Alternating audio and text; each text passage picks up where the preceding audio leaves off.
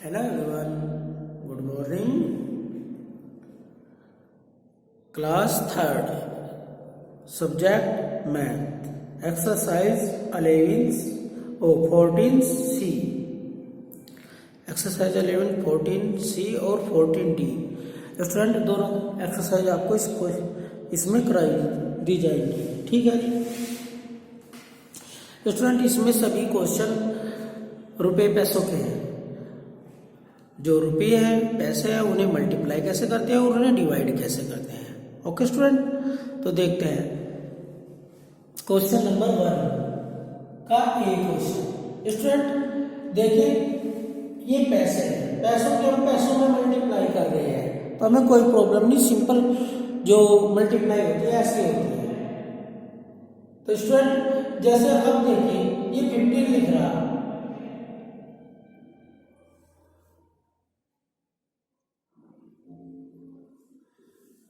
Student ये 15 लिख रहा, आप 15 का टेबल 5 टाइम्स पढ़ लीजिए और जो आंसर आएगा वो लिख दिए। 15 5 जा 75 पैसे। ठीक है जी, या आपसे 15 का टेबल नहीं आता तो आप ऐसे भी पढ़ सकते हैं, 5 5 जा 25 कैरी 2 और 5 1 जा 5 और 2 से। ओके स्टूडेंट, आपकी इच्छा है। आप अगर आपसे ऐसे नहीं होता तो आप स्टूडेंट ऐसे भी कर सकते हैं।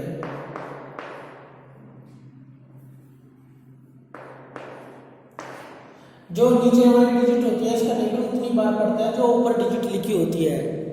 ऊपर 5 लिख रहा तो 5 का टेबल 5 टाइम्स पढ़ेंगे। 5 5 जा 25 कैरी। स्टूडेंट देखो 25 ऐसे होता है, जो वंश पर डिजिट होती है वो यहाँ लिखी रह जाती है और जो बच जाती है वो कैरी में चली जाती है। अब ऊपर क्या है 1 और 5 इन द 5 और 2 7। तो स्टूडेंट हम यहाँ लिख लेंगे इसे।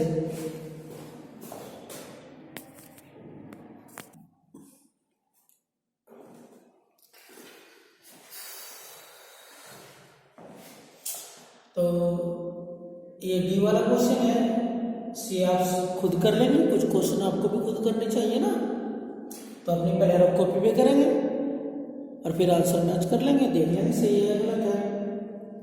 तो स्टूडेंट अब हम इस क्वेश्चन को करेंगे। देखो इसमें 2 जीरो है, हम इन 2 जीरो को छोड़ देंगे, इन 2 जीरो पे नहीं करेंगे। ये 7 है तो हम स्टूडेंट 7 का टेबल 3 टाइम पढ़ लेंगे। 7 3 जा 21। अब ये 2 जीरो है स्टूडेंट, अब आप इन 2 जीरो को यहाँ लिख देंगे तो ये आपका आंसर आ जाएगा। ठीक है, अगर वैसे करना चाहे तो आप ऐसे भी कर सकते हैं, 7 0 0 7 0 0 और 7 3 जा 21। ओके स्टूडेंट, अगर आप ऐसे नहीं करना चाहते तो आप ऐसे कर सकते हैं, 7 0 0 7 0 0 7 3 जा 21 ऐसे।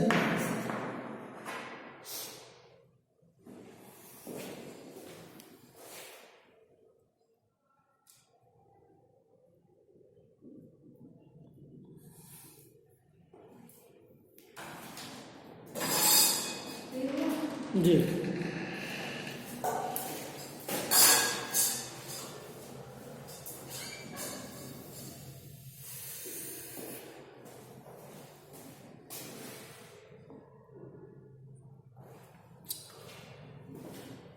तो जी ये तो पैसों की पैसों में मल्टीप्लाई थी, अब रुपयों की रुपयों से मल्टीप्लाई है। आपको ना आपके पास 98 रुपीज है और 9 रुपीज है तो इन दोनों को मल्टीप्लाई करना है आपको। तो स्टूडेंट कैसे करेंगे, या तो 8 का टेबल आप 9 टाइम्स पढ़ लीजिए या 9 का टेबल 8 टाइम्स पढ़ लीजिए, आपकी इच्छा है ना। तो 8 9 का 72 आंसर। ओके स्टूडेंट, या फिर आप ऐसे कर लो।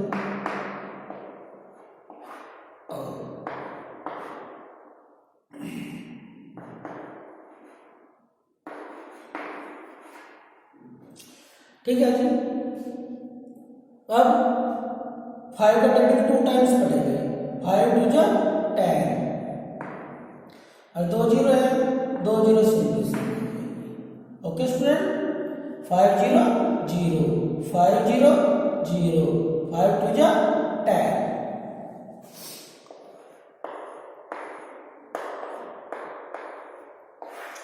5 0 0, 5 0 0, 5 2 जा 10 और इसका आंसर। तो स्टूडेंट सभी क्वेश्चन इसी प्रकार होने हैं और जो क्वेश्चन नंबर 1 हमारा कंप्लीट हो गया। 2 क्वेश्चन इसमें अरेंज है, इसे आप कर ही लेंगे, है ना, पहले भी कर रखा होगा आपने। तो क्वेश्चन नंबर 3 पे चलते हैं। 3 में स्टूडेंट जो है इसमें रुपए भी हैं और पैसे भी हैं एक साथ। आप जानते हैं पॉइंट के जरिए हम रुपए और पैसों को अलग अलग शो करते हैं, है ना।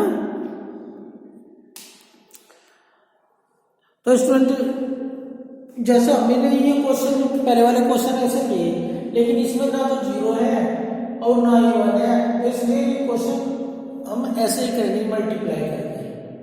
ओके स्टूडेंट, 0.75 मल्टीप्लाई 5, ठीक है स्टूडेंट। 5 आएगा 25, कैरी 2, 5 7 जा 35, 35 और 2 37। ओके स्टूडेंट, अब स्टूडेंट ये 0 है, इसमें 0 का कोई मान नहीं है। अगर आप इसे हटा के देंगे तो भी वही आंसर रहेगा, लगा लेंगे तो भी वही आंसर रहेगा, है ना। अगर आपने इसे लगा भी दिया और इसका टेबल पड़ गया 5 0 0, तो यहाँ स्टूडेंट 0 की कोई वैल्यू ही नहीं है ना। बस इसमें आप पॉइंट समझ लीजिए कैसे लगाया जाता है। देखिए जो भी रुपए पैसे होते हैं वो वंश की साइड से हमेशा 2 डिजिट पे पॉइंट लगता है, हमेशा याद रखें। चाहे डिवाइड हो, मल्टीप्लाई हो, प्लस हो, माइनस हो, सब में 2 डिजिट के बाद ही पॉइंट लगेगा अगर रुपए पैसों का क्वेश्चन है, ठीक है। तो 1 2 इधर से जितना स्थान पर इसमें पॉइंट है उतने ही प्लेस पे लगाएंगे। 1 2 प्लेस के बाद पॉइंट लगेगा। ओके स्टूडेंट, तो ये क्वेश्चन हमारा सोल्व हो गया। अब नेक्स्ट क्वेश्चन 38.35 मल्टीप्लाई 9, 9 5 जा 45, 5 यहाँ आ गया 4 के नीचे लग गया, 9 3 जा 27, 27 और 4 31, तो 31 का 1 यहाँ आ गया स्टूडेंट, 4 के नीचे लग गया, 8 9 जा 72 और 3 75। ओके स्टूडेंट, 5 यहाँ पे आ गया और 7 के नीचे चला गया और 3 7 21 और स्टूडेंट इतने हो गए 28 7 प्लस करके। तो स्टूडेंट ये आंसर आ गया, है ना। आप पॉइंट देख लीजिए, 1 2 के बाद 1 2 के बाद पॉइंट लग जाएगा। ओके स्टूडेंट, ये आंसर आ गया, ठीक है। याद रखिए हमेशा रुपए पैसों में 2 के बाद ही पॉइंट लगेगा, और भूल गए तो काउंट करके देख लीजिए, जितने पे ऊपर जितने प्लेस पे ऊपर पॉइंट होगा उतने ही प्लेस पे नीचे आंसर में आएगा। पॉइंट रहने से मल्टीप्लाई पे कोई इफेक्ट नहीं पड़ता कि भाई वो हार्ड हो जाता है या फिर इजी हो जाता है, ऐसा कुछ भी नहीं है पॉइंट से, ठीक है। 907.25 मल्टीप्लाई 5।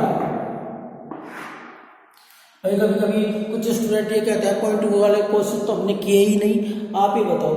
अगर मैं इस पॉइंट को हटा भी दूं, मान लीजिए पॉइंट हमने हटा दिया है नहीं है, तो क्या ये आसान हो जाएगा क्वेश्चन, या पॉइंट लगा के सार भारी होगा? देखिए हमने यहाँ पॉइंट नहीं लगाया तो आपको लगेगा चलो इजी है ना। तो इसे इजी को कर लेते हैं, पहले देखते हैं क्या हार्ड होता है इसमें।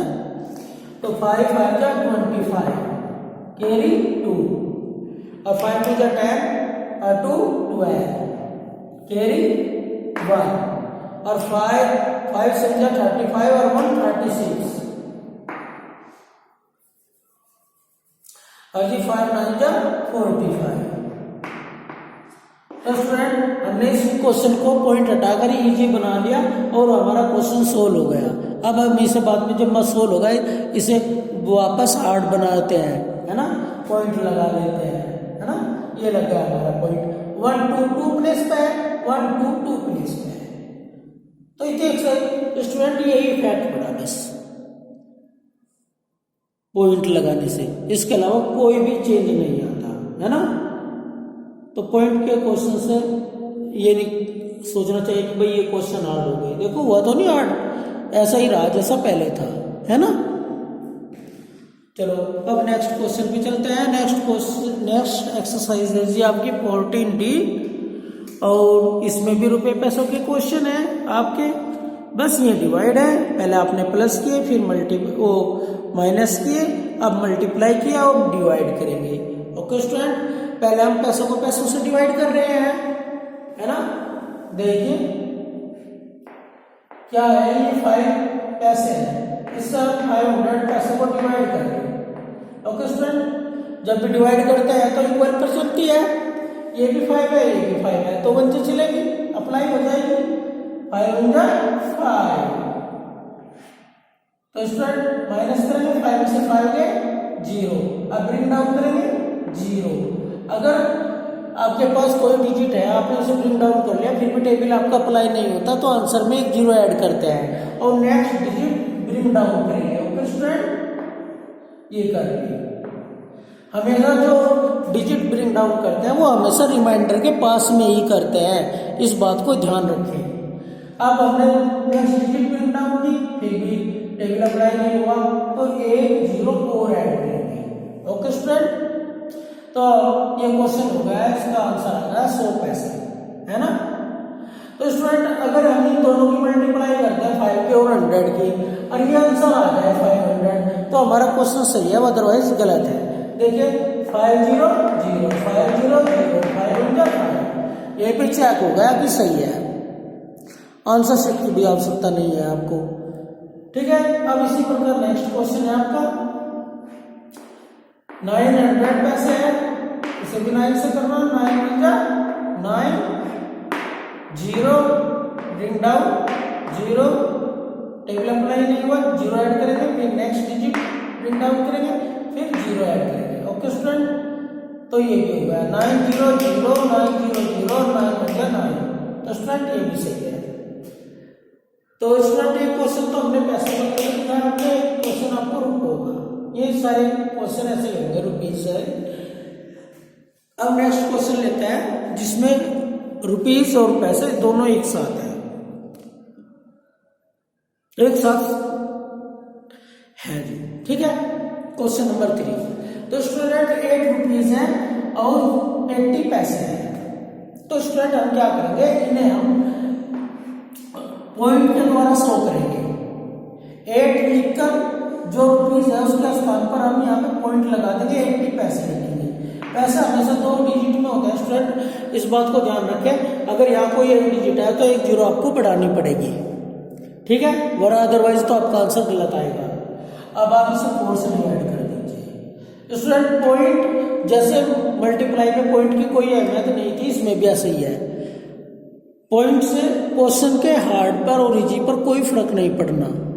मान लीजिए अब देखिए ये 8 है, ये 4 है, 4 1 4 4 2 8, और 8 में से हट गए 0। अब स्टूडेंट ये पॉइंट हमें नेक्स्ट डिजिट को ब्रिंग डाउन करना, लेकिन उससे पहले 2 लिख रहा। बस करना क्या है, इस 2 को आपको यहाँ पे ऐड करना है आंसर में, और बस आप सोच लीजिए आप यहाँ ये पॉइंट नहीं रहा, ऊपर चला गया। ठीक है, अब नेक्स्ट डिजिट हम ब्रिंग डाउन करेंगे 8, भाई 4 2 8। जब यहाँ 2 बार चली 8 पे, यहाँ भी तो 2 बार ही चलेगी, है ना। तो 8 में से 8 कर दिए 0, अब ब्रिंग डाउन करा हमने 0। ओके स्टूडेंट,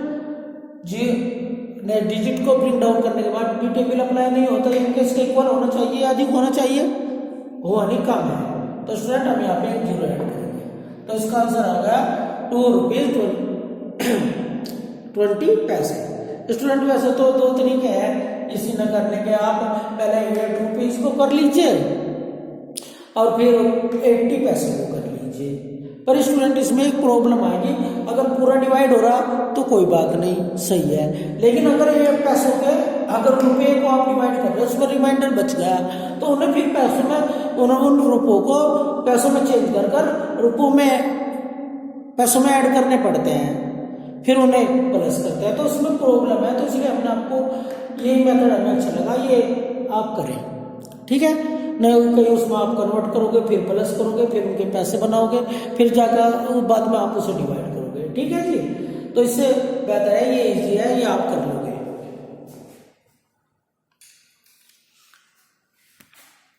हाँ है जी, नेक्स्ट क्वेश्चन 4th का ए। इसमें से 3rd में से हमने 3 क्वेश्चन दिखे थे हैं जी, इसमें शायद 3 है या 4 है, कितने भी हमने करा, बाकी आप अपना आप करेंगे, ठीक है। 24.002 2 1 जा 2, ओके स्टूडेंट। 2 में से 2 माइनस के 0, ब्रेक डाउन किया 4, 2 2 जा 4, 4 में से 4 माइनस करें 0। अब स्टूडेंट हमें नेक्स्ट डिजिट उतारनी, तो यहाँ पे पॉइंट है तो पॉइंट को आप यहाँ पे लिख देंगे पहले, फिर उसके बाद 0 को ब्रिंग डाउन करेंगे। 0 अभी ये 0 है, टेबल अप्लाई नहीं हो सकता, तो यहाँ आंसर में 0 ऐड करेंगे, नेक्स्ट डिजिट ब्रिंग डाउन करेंगे। स्टूडेंट अभी नहीं हुआ तो 0 और ऐड करेंगे, ठीक है जी। तो ये आपका आंसर आ गया।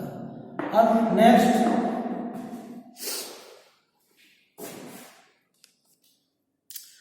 क्वेश्चन है जी आपका 25 पैसे और रुपीज और 5 पैसे, ठीक है स्टूडेंट। तो 25.05 ये रुपए है, ये पैसे हैं 5 का 25 माइनस करो, 5 में से 5 में 0, 2 में से 2 गए 0। अब पॉइंट आ गया स्टूडेंट, पॉइंट को यहाँ पर ऐड कर दीजिए और 0 को ब्रिंग डाउन करेंगे। तो स्टूडेंट टेबल अप्लाई नहीं होने का, तो आंसर में 0 ऐड करेंगे और 5 को ब्रिंग डाउन करेंगे, ओके। और 5 × 5, तो स्टूडेंट ये आपका आंसर आ गया 5 रुपीज 1 पैसे, ठीक है जी। आप चेक कर सकते हैं इन दोनों की मल्टीप्लाई करके, अगर ये आंसर आ गया सवाल सही है। देखो 5 × 5 5 0 0 5 5 25 आ गया ना, ठीक है। नेक्स्ट क्वेश्चन देखिए, क्वेश्चन नंबर है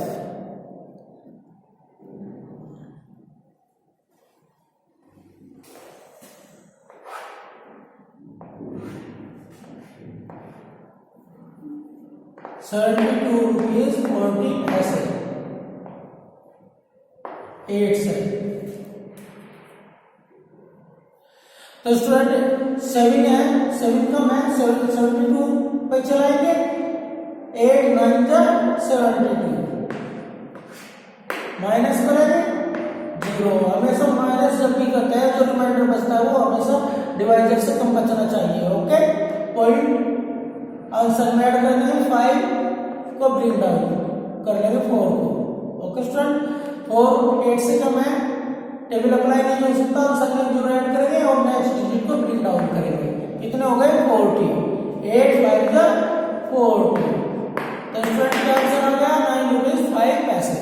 और 9 8 5 जा 40 और 8 9 जा 72, देखो सही है, ठीक है। तो साथ के साथ अपने आंसर की जांच करते रहना चाहिए कि हमारा क्वेश्चन सही है या गलत है, ओके स्टूडेंट। माइनस और डिवाइड तो बहुत, इनकी तो जो चेकिंग में है बहुत आसान है ना। प्लस और मल्टीप्लाई का थोड़ा हार्ड पड़ता है। अब इसे 5 से, ये 6 है ये 5 है, चल जाएगा। 6 में 0 की जो ऐड करने की आवश्यकता नहीं है। 5 × 5,